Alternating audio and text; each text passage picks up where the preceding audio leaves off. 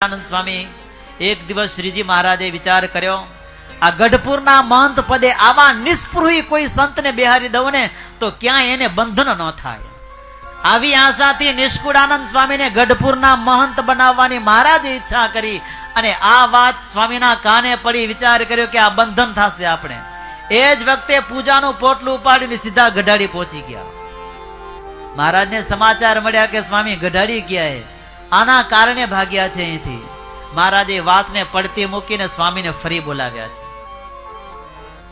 વૈરાગ્યનું આબેહૂબ ઉદાહરણ, નિર્સ્વાદીપણાનું આબેહૂબ ઉદાહરણ. મહારાજે એક દિવસ કીધું, સ્વામી અમે તમારા ઉપર એટલા બધા આજે રાજી છીએ ને, તમારા મોઢામાં પ્રસાદ આપવા માંગીએ છીએ. મહારાજ કે સ્વામી તમે મોઢું ખોલો ને તમને પ્રસાદ આપું મોઢામાં. સ્વામી કે મહારાજ પેલો હાથ ખોલો ને બતાવો છે શું હાથમાં તો જ લઉં, નહીતર ન લઉં. અરે સ્વામી અમે કઈ તમને જે તે થોડા દેવાના છું. સ્વામી કે મહારાજ તમે જે આપવાના હો તે, પણ પેલા હાથ ખોલીને બતાવી દો કે છે શું હાથમાં તો જ લઉં, નહીતર મોઢું ન ખોલું. ઘણો આગ્રહ કર્યો મહારાજે, છતાં સ્વામી મોઢું ખોલ્યું નહીં. અંતે મહારાજને હારીને મુઠ્ઠી ખોલવી પડી, માંથી રૂપિયાનો સિક્કો નીકળ્યો. આવા તપો મૂર્તિ ને વૈરાગ્ય મૂર્તિ ક્યાંય એને જગતનો સ્પાસ ન લાગે. નિસ્પૃહી આવા સત્પુરુષ ઠેક ઠેકાણે વચનામૃતની અંદર ભગવાન સ્વામિનારાયણે આની પ્રશંસા કરી નિષ્કુળાનંદ સ્વામીના તપશ્ચર્યાની અને વૈરાગ્યની. એવા નિષ્કુળાનંદ સ્વામીની અંદર જેવું તપ અને વૈરાગ્ય હતો, એવા જ નિષ્કામ નિર્લોભાદિક અનેક સદગુણો એ જ પરાકાષ્ઠાએ પહોંચેલા.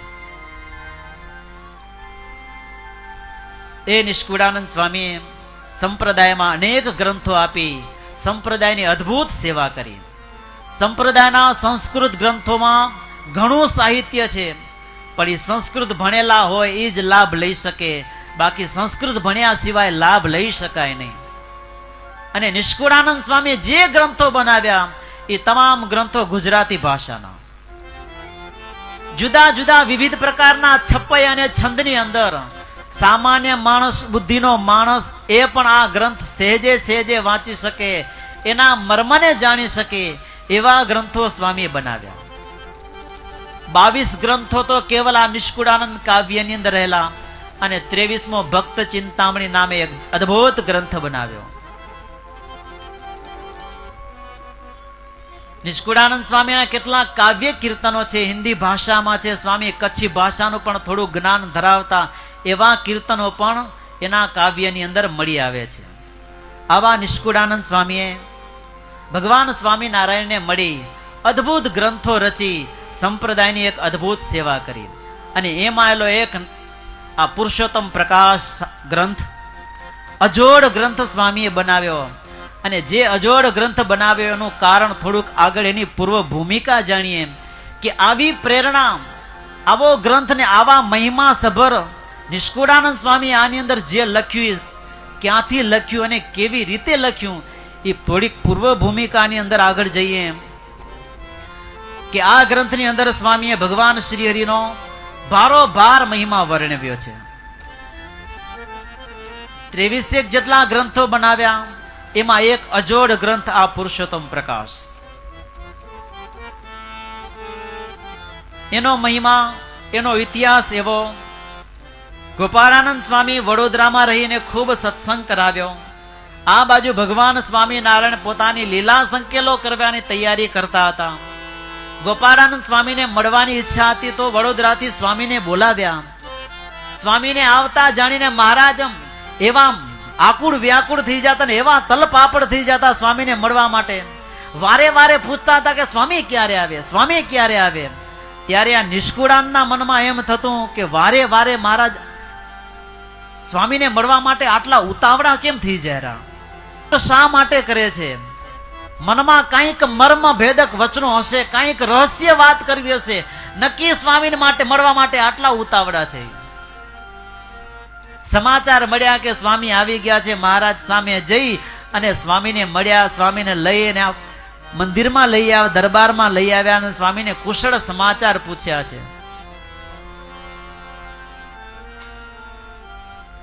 સ્વામીને કુશળ સમાચાર પૂછ્યા ત્યારે વચમાં નિષ્કુળાનંદ સ્વામી બોલી ગયા કે મહારાજ એ શહેરનું સેવન કરીને આવે છે, માટે સુખિયા તો એવા જ હોય ને શહેર જેવા.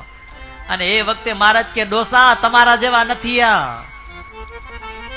અરે આ જ્યાં શહેરમાં જાય તો વન ઉભું કરે ને વનમાં જાય તો શેર ઉભા કરે, એવા સાધુ એવા સમર્થ છે. આટલું કહી અને મહારાજે સ્વામીનો હાથ પકડી અક્ષર ઓરડીમાં લઈ ગયા અને સ્વામીને બેસાડ્યા. પોતે ઢોલિયા ઉપર બેઠા અને એ વખતે સ્વામીને કંઈક જે વાત કરવી હતી ને, નિષ્કુળાનંદ સ્વામી મર્મ સમજી ગયા હતા કે આને કંઈક અગત્યની વાત કહેવી છે. પરિણામે આટલા ઉતાવળા હતા. મારે પણ સાંભળવી વાત. એ પણ બાજુમાં કૂવો ને કૂવાની બાજુમાં કુંડી બનાવતા હતા, દોડીને પહોંચી આવ્યા સાંભળવા. મહારાજ કે સ્વામી તમે ત્યાં કુંડી બનાવો, જે ચોકડી બનાવીએ વિધિસર ચોકડી ત્યાં બનાવો, તમે ત્યાં જાઓ, અહીંયા તમારું કામ નહીં. સ્વામી વરી ત્યાંથી બારે ગયા. થોડી વાર થઈને પાછા નિષ્કુળાનંદ સ્વામી દોડીને આવીને બેસી ગયા. એકડે 2-3 વખત અવર જવર કરી મહારાજે ઉઠાડીને રવાના કર્યા. છેલ્લે બાકી સ્વામી વિચાર કર્યો કે અંદર બેવા ન દે તો કાંઈ નહીં. કુંડીનું કામ અધવચ્ચે મૂકી અને નિષ્કુળાનંદ સ્વામી દરવાજાની બાજુમાં આવીને બહાર બેસી ગયા. મહારાજ ઉઠાડવાની તૈયારી કરીને ત્યાં ગોપાળાનંદ સ્વામી કે મહારાજ એ ડોસા ભલે બેઠા ત્યાં, ભલે આંભરવા દો એને. પછી શ્રીજી મહારાજે બધી વાત કરી.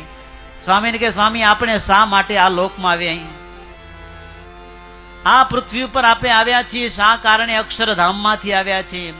એક પછી એક મહારાજે વાત કરી કે સ્વામી આ લોકની અંદર આ પૃથ્વી ઉપર શુદ્ધ અમારા સ્વરૂપનું જ્ઞાન એ પ્રવર્તાને વાસ્તે સાથોસાથ અમારા સ્વરૂપની યથાર્થ ઉપાસના, શુદ્ધ ઉપાસના આ પૃથ્વી ઉપર પ્રવર્તાવવા વાસ્તે આપણું આગમન થયું.